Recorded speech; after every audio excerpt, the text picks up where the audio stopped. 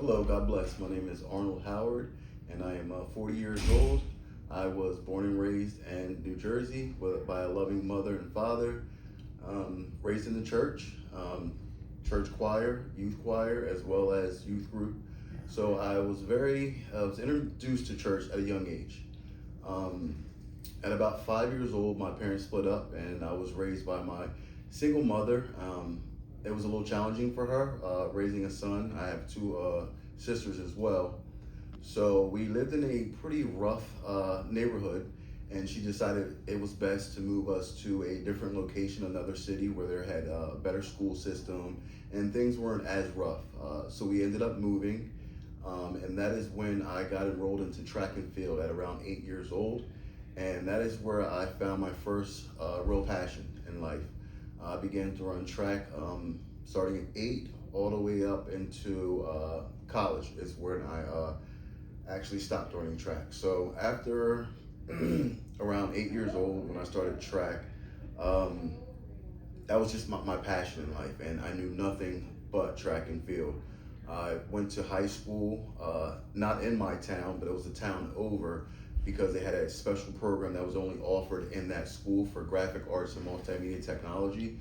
So instead of attending the school that I went to, grade school and middle school, I went to another high school where it was totally different. So it was kind of like a culture shock.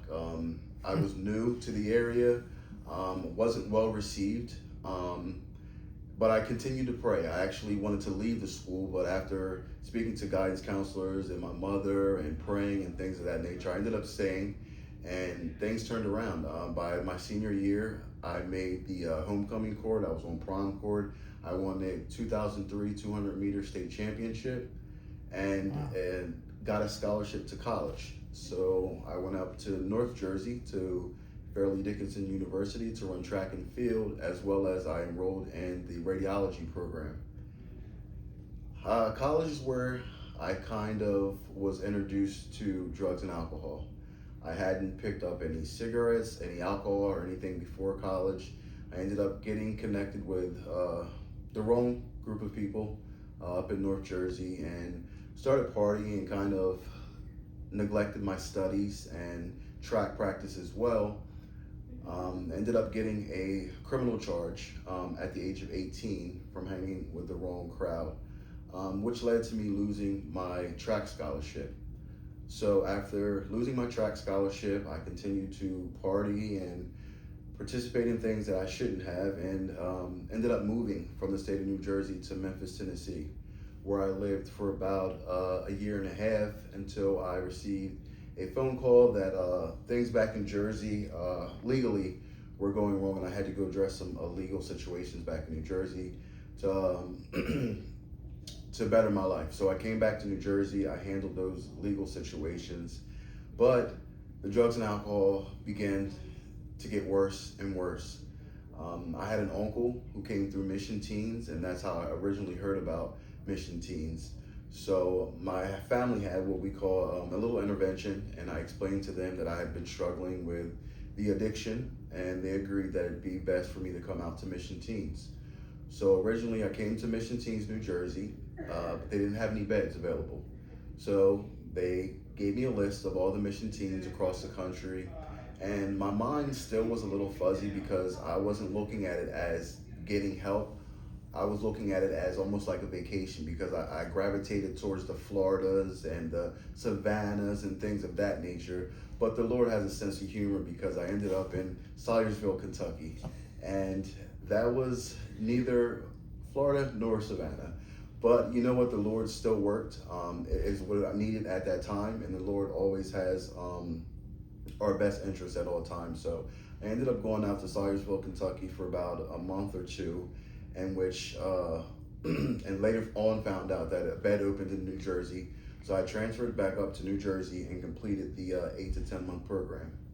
I was offered staff training, which I declined. I made up excuses. I needed to get back to family. I needed to get back to work, and soon found out that I should have stayed for staff training. But I was doing well. God really blessed me when I came out of the mission. I got a good job, and things started going downhill when I got prideful. I started celebrating my promotions at work. Instead of giving the glory to God, I took it upon myself to celebrate myself.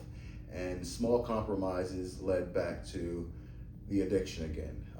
Not only was it the addiction this time, but it began to mess with my mental health, because I knew right from wrong, and I had gone through the mission and I knew what the Lord called me to do, but I was doing the opposite, and that caused me to battle in my mind, almost like an everyday battle. And things got so bad that I eventually wanted to commit suicide. So I reached out to my mother. I was in the car and she told me, just pull over, prayed with me, and she ended up getting me some help over at a hospital in Delaware.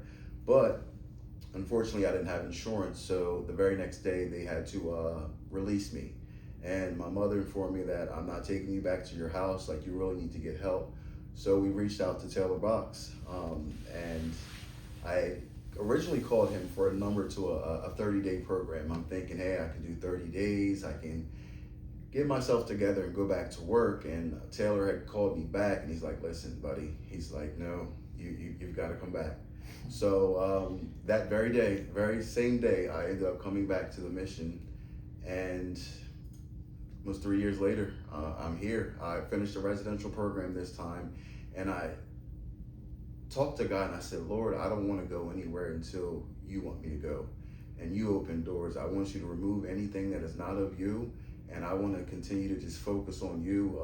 Jobs will be there, things will be there, but I want more of you, and I want to better myself, and I want to grow in you. So I made the decision to stay on for staff this time, and that was some of the most trying days of my life, because I had to work on myself as well as be there for residents and make sure that they were getting spiritually fed and that they were being raised up the same way I was. So I took the staff commitment, and like I said, it was challenging, especially program overseer. When you handle in the day-to-day operations of the mission, it can get really tiresome, and that's when I really learned to rely on God's strength and not mine, and it made it a lot easier. And towards the end of my overseer commitment, I wasn't sure which way I wanted to go. I wasn't sure if I wanted to stay in the mission or if I wanted to leave, but I started exploring different options, one of which was the Air Force.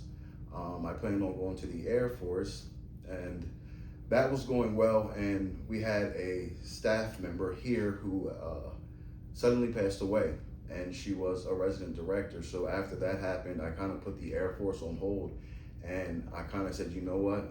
I'm just going to stay at the mission. I'm going to step up and going to see if I can take an ARD commitment and just be of any kind of service I could for the mission. So that is the direction I ended up going in. That was a year commitment.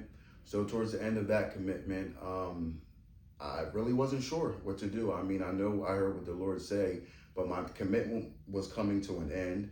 And I got in with Taylor, and he had said that I could start taking college courses, in which I started applying to different schools, and I got accepted into a LPN program at the local community college.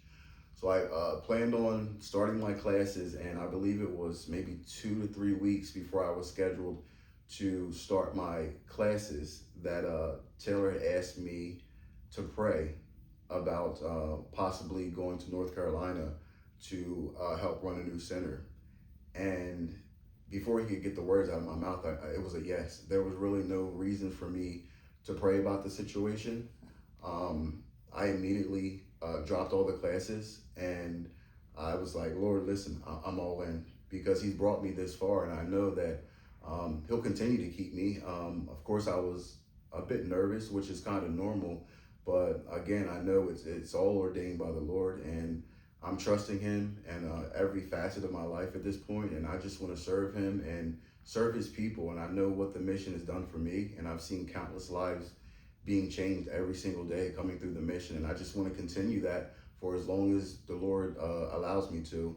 I don't see any other greater purpose in life than to be doing this, what I'm currently doing right now. So I just thank you for listening, and God bless you. Thank you, AJ.